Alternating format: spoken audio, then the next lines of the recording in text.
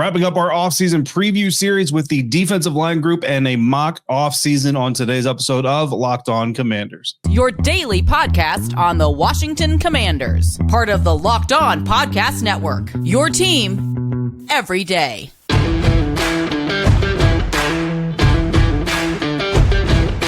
Welcome into this episode of Locked On Commanders, your daily podcast covering the Washington Commanders, part of the Locked On Podcast Network, your team every day. Thanks so much for making Locked On Commanders your first listen of the day every day. And don't forget that you can subscribe for free on YouTube or wherever you're listening to this podcast. And you can continue this conversation with me by becoming a Locked On Commanders insider. Go to joinsubtext.com/Locked On Commanders and sign up today. From there, you'll get news, analysis, insight, one-on-one conversations with me via text message. No hashtags, no apps, no filters, none of that needed.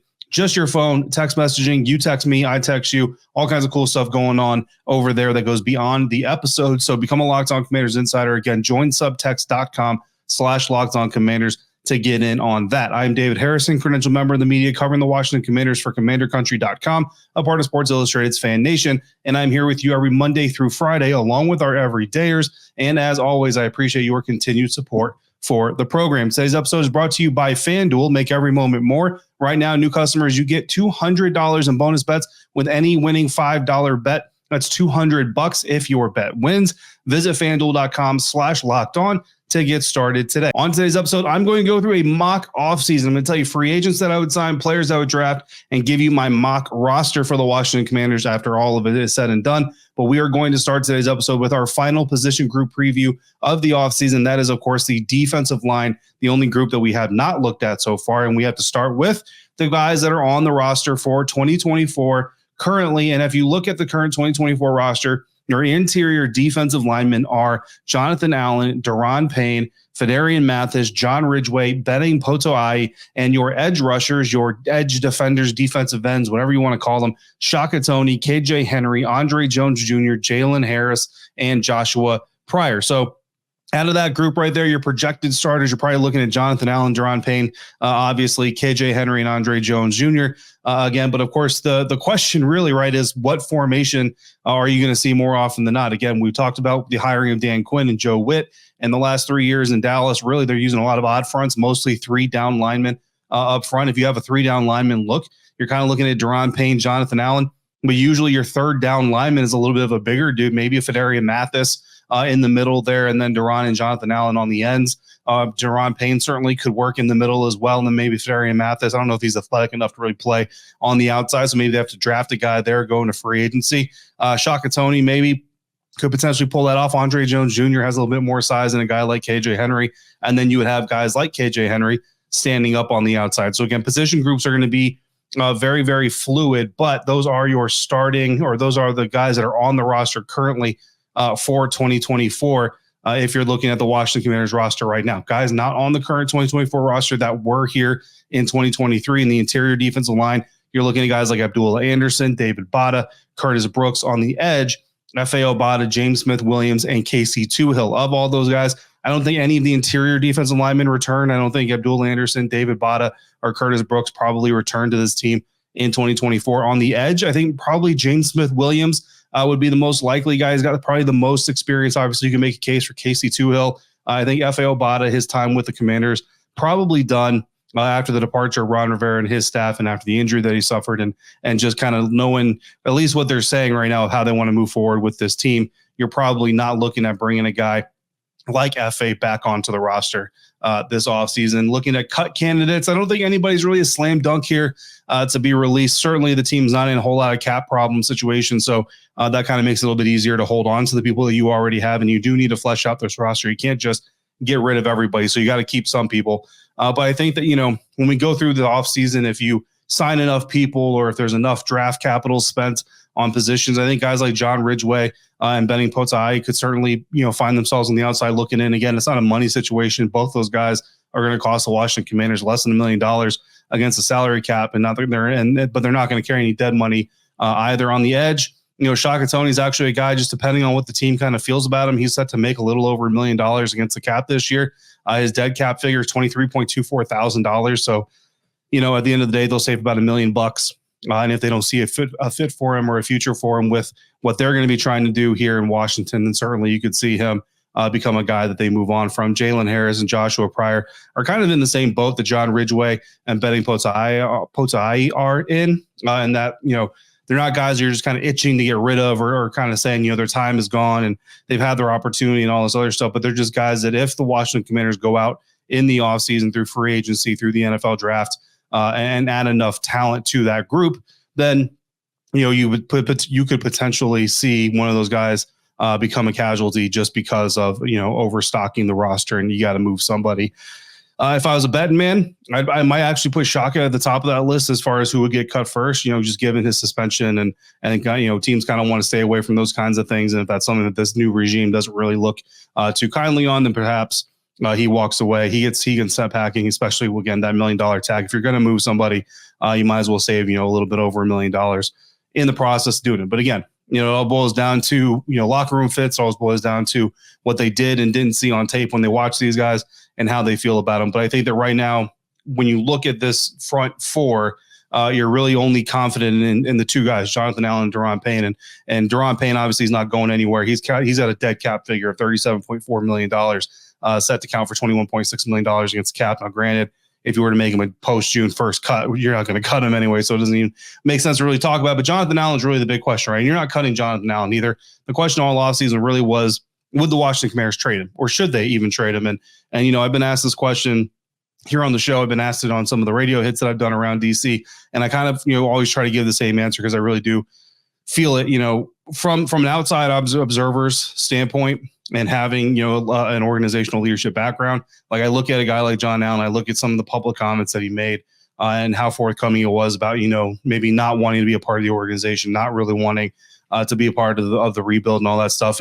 And you just look at that from a knee-jerk reaction standpoint and say, you know what, if you're going to be out here in the public space saying these kinds of things, then maybe it's just best we move on from you. But there are behind-the-door conversations, especially with this new staff, especially with the new direction they're going in. Those things are all very important. They matter. They absolutely matter. So what happened, in the heat of a bad season, in the immediate aftermath of a bad season, certainly matters as well. But you do have to be fair. We're all human beings, and sometimes our emotions get the best of us. And John is you can say he was just trying to be honest, and that's certainly fair to a certain extent as well. I would say that from an organizational representation standpoint, there's a way to be honest without slamming the entire organization. But again, you got 7 years of going out here and going through car wreck after car wreck and putting your body on the line. You have to kind of use empathy a little bit there. It does appear now that nothing is coming out, nothing is being whispered on the winds. There's no leaks, there's no rumors that Jonathan Allen's going anywhere. So I expect that those conversations that did happen behind the scenes probably went pretty well, because if you're being honest, even with the new staff coming in, even with the new direction, there's got to be at least a little bit of expectation for growing pains, right? Like you can't reasonably expect this new coaching staff to come in with 1 year of free agency, 1 year of NFL draft, inheriting a bunch of players that they can study, they kind of know, they've kind of known, but they don't really know until they really get into the locker room and into the meat of the season, and just make this thing, a playoff contender or a Super Bowl contender. I know everybody's going to look at the Houston Texans and be like, well, they were able to do it, and that's fine, and that's great, and congratulations to them. But making that your quote-unquote realistic expectation, I think, is where everybody should draw the line. So the question that I would have for John is, hey, dude, this might be a 2-3 year turnaround. If in year one, we got 4 wins at Thanksgiving, I need to know that you're going to still be on board with going through this process, and you're not going to be in the locker room, talking about these frustrations. You're not going to be on the radio talking about going somewhere else. I need those types of assurances. And, I would assume that they've had that conversation that it apparently went well enough, at least for the staff, to keep them. And again, the Washington Bears have been very tight-lipped. So, if a trade comes down Monday, Tuesday, or Wednesday, it wouldn't necessarily surprise me that we don't know about it here on Sunday, because this organization has been really tight-lipped about what they have going on inside the organization. But bottom line is they're going to make some moves either way, and you can pretty much assume that they're not going to roll into training camp with KJ Henry and Andre Jones Jr. as their top 2 edge defenders. So who could they target in NFL free agency? That is coming up next on today's episode of Locked On Commanders, part of the Locked On Podcast Network, your team every day. Passion, drive, and patience. Today's episode is brought to you by eBay Motors, and eBay Motors understands all 3 of those things, and they understand that what brings home the winning trophy is also what keeps your ride or die vehicle alive. eBay Motors has everything that you need to maintain your vehicle and even level it up to peak performance. Whether you're looking for superchargers, roof racks, exhaust kits, LED headlights, and more, whether it's speed, power, or style that you are into or seeking, eBay Motors has got you covered. With over 122 million parts for your number one ride or die, you'll always find exactly what you're looking for. And with eBay's guaranteed fit, your part is guaranteed to fit your ride every time, or you'll get your money back, because with eBay Motors, you're going to be burning rubber, not cash. With all the parts you need at the prices you want, it's easy to turn your car into the MVP and bring home that win. Keep your ride or die alive at ebaymotors.com. Eligible items only. Exclusions apply. eBay guaranteed fit, only available to U.S. customers.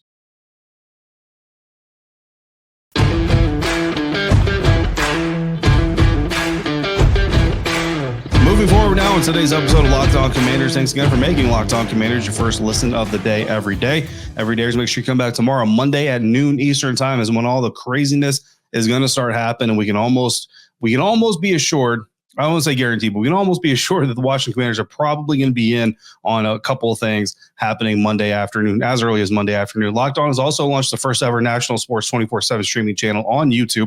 Locked On Sports Today is here for you 24/7, covering the top sports stories of the day with your local experts of Locked On, plus our national shows covering every league. So go to Locked On Sports Today on YouTube and subscribe to the first ever national sports 24/7 streaming channel. Moving on now with our defensive line group offseason preview. Here, our final position group before we get to the free agent madness. Coming up here, I'll have a mock offseason for you to digest, judge, tell me where I went right, tell me where I went wrong. But first, we're going to keep our focus here on the defensive line, and we are going to turn our attention to some potential free agents out there on the NFL market. And again, we're only picking one best, one acceptable, and one risky option. So these are only three names. So certainly there are going to be more names out there. The edge group of free agents, the edge group in the draft, certainly a very good one. So you could make the case for the Washington Commanders, probably go one guy in free agency, one guy early in the draft, and be happy with what you get there. Certainly a way that they could potentially go. But when I pick out the best edge defender, so first and foremost, we're only doing the free agents and the draft prospects for the edge, because again, defensive line, depth wise, potentially you could use some guys, certainly, and I don't want to discount that, but with Jonathan Allen on the roster, with Daron Payne on the roster, you're set as your starters, right? Like those are your two starters. You're not looking to replace either one of those guys. So we know who the starters are. On the edges, however, you potentially could see two new starters come in to this group for this season. So that I'm keeping the focus here on the free agents and the draft class on those edge positions. And the best edge option out there right now, in my opinion, is Danielle Hunter of the Minnesota Vikings. His projected contract, according to Over the Cap, is a 3-year deal, $60 million. That's $20 million annual per average, and a $40 million of that being guaranteed. The PFF, the Pro Football Focus free agent comparison to Danielle Hunter right now is Jason Pierre-Paul from the year that he was traded to the Tampa Bay Buccaneers and then ended up signing a new deal with them. That deal paid him $15.5 million APY. So, we're 7 years later or so. So you could see that $5 million inflation on that contract. Danielle Hunter does turn 30 in October. So, if you're concerned about age a little bit, he is getting up there just a little bit, but turning 30 is not, over the hill by any means. 4-time Pro Bowler, made the Pro Bowls in 2018, 19, 22, and of course, 2023. So a recent Pro Bowl trip, certainly something that any team would be, I think, happy to add to their roster if they possibly could. If you don't get Danielle Hunter, an acceptable option would be Bryce Huff out of the New York Jets organization. His projected contract is a little bit longer, a little bit more expensive overall. 4 years, $68 million, but the annual average is $17 million per year. That's $3 million less, with $37 million of his contract guaranteed. The PFF free agent comp for Bryce Huff is Carl Lawson back in 2021. He signed a deal worth $15 million per year. So you see Huff with a $2 million valuation above that. He turns 26 in April, so he's certainly a longer-term potential guy that you could be adding, and he got 10 sacks in 2023. Certainly something the Washington Commanders would love to add to their defense if possible in 2024. The risky option, I'm going to go Dorrance Armstrong here out of the Dallas Cowboys organization. His projected contract, 3 years, $24 million. That's $8 million per year, which is about the price you look at it for a guy who's good but isn't great yet. $10.755 million guaranteed is the projection from OTC. PFF comp is Samson Abukum. From 2023, last season, he signed an $8 million deal per year, or average $8 million per year on his new deal.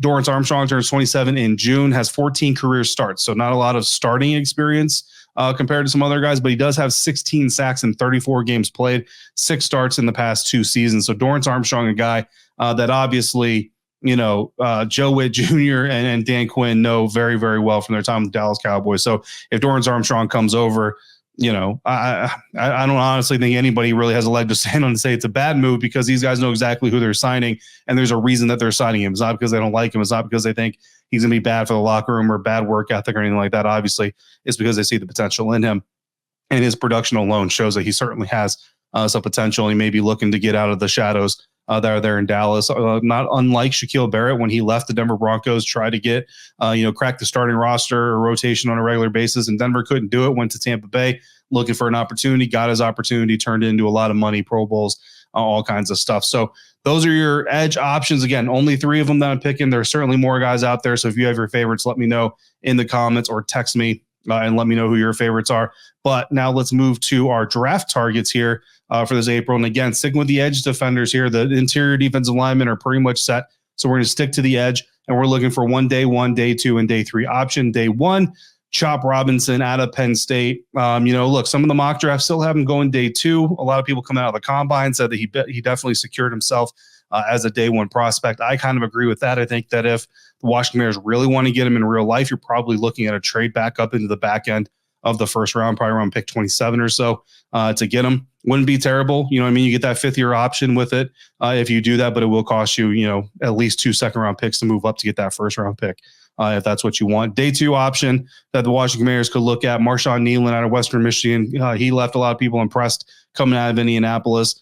So certainly a guy that they could look at there. And then day 3, a guy that I wanted to identify, Mohamed Kamara out of Colorado State. Thought he looked really good in his drills as well.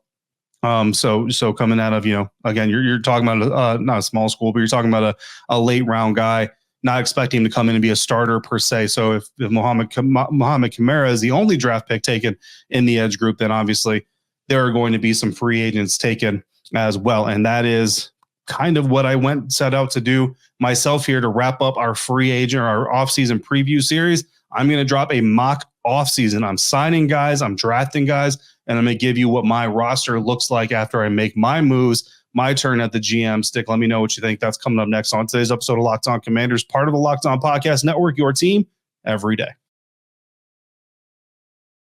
Say goodbye to busted brackets, because FanDuel lets you bet on every game of the NCAA basketball tournament. Today's episode of Locked On Commanders is brought to you by FanDuel. Whether you're betting on a big upset or a number 1 seed, it's time to go dancing on America's number 1 sportsbook. Right now, new customers, you get $200 in bonus bets if your first $5 bet wins. That's $200 to use on point spreads, money lines. You can even pick who's going to win it all. Selection Sunday is 1 week away as we record this right now, and the UConn men are plus 500 favorites. The South Carolina women are minus 115 favorites to win it all in their respective brackets. If you want to start the new league year coming up, we may start to see some fluctuation in the Super Bowl 59 odds once players are moved and quarterbacks are shuffled. But currently, the 49ers are still plus 500 favorites to win the Super Bowl. And whatever you want to bet on, just visit FanDuel.com/lockedon. Bet on college hoops until they cut down the nets.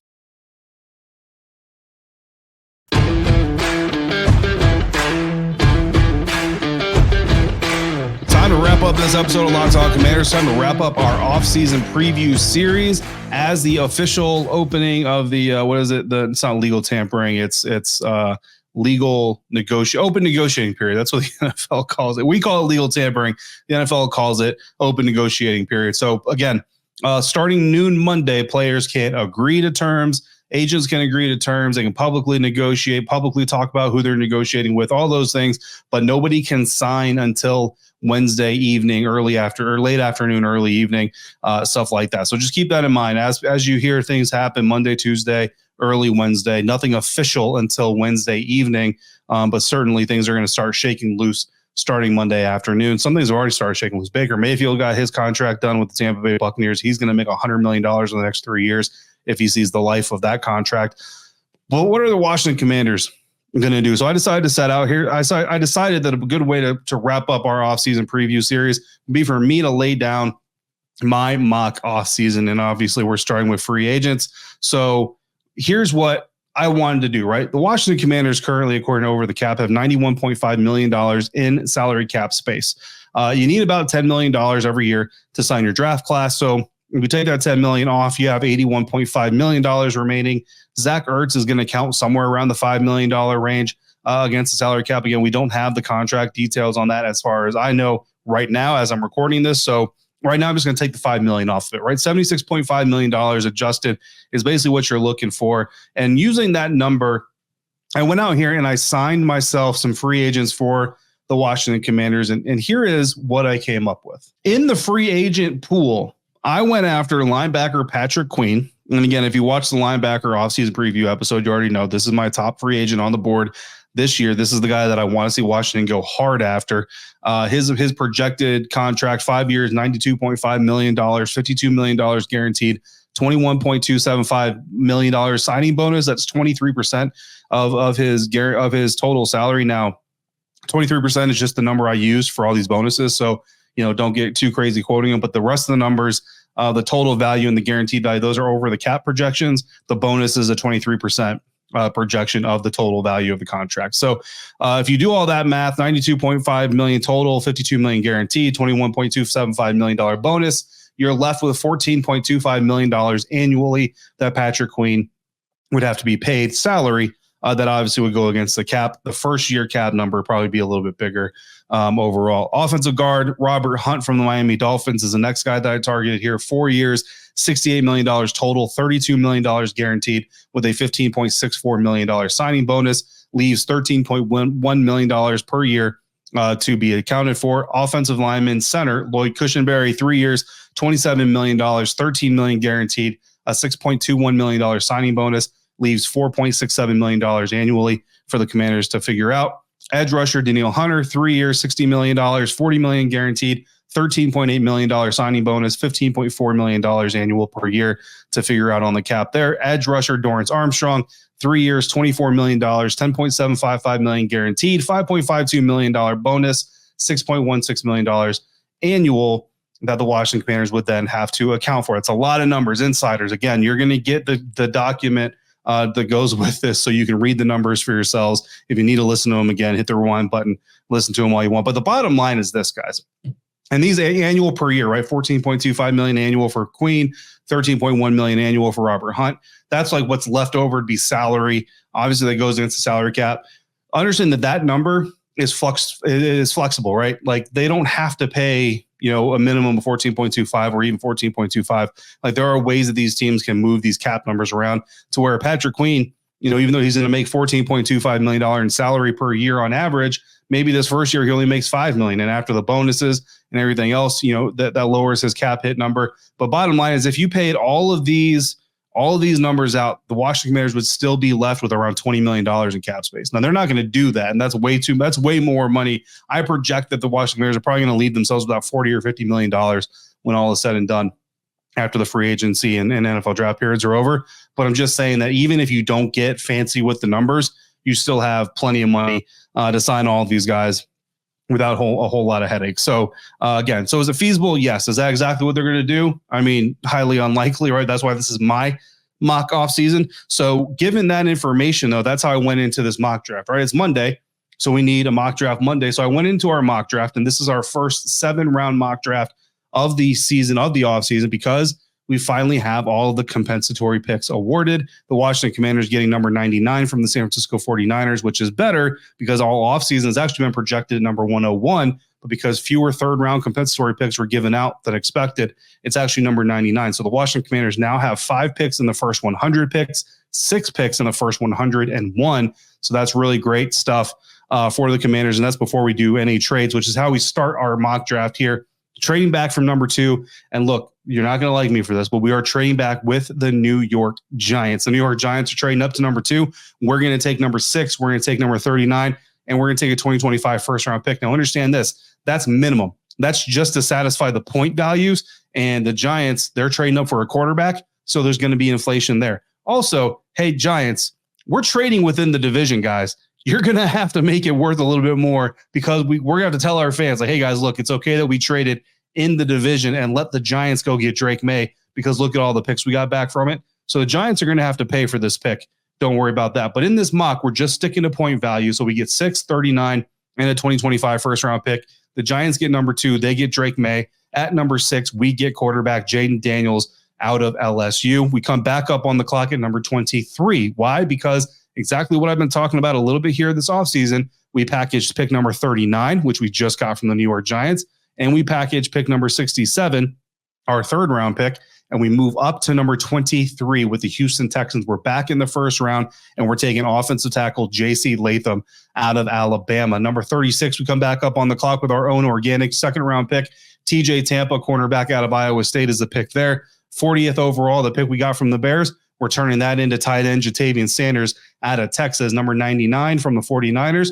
Running back Bucky Irving out of Oregon is our pick there. Number 101 is our fourth round pick. We're taking wide receiver Jacob Cowing out of Arizona. Back on the clock at 138 to get linebacker Cedric Gray out of North Carolina. 40 picks later, 178, we're taking safety James Williams out of Miami, Florida. Number 222, offensive tackle Trente Jones out of Michigan. That is our mock draft, our first 7-round mock draft. A couple trades in there, one trade back, one trade up to get some guys. And with that all happens and this free agent class happens, here is what my mock roster looks like coming into the offseason. On the offense, our offensive line looks like this. J.C. Latham, our first-round rookie out of Alabama. Robert Hunt, our new free agent guard. Lloyd Cushenberry, our free agent safety. Sam Cosmi holding down.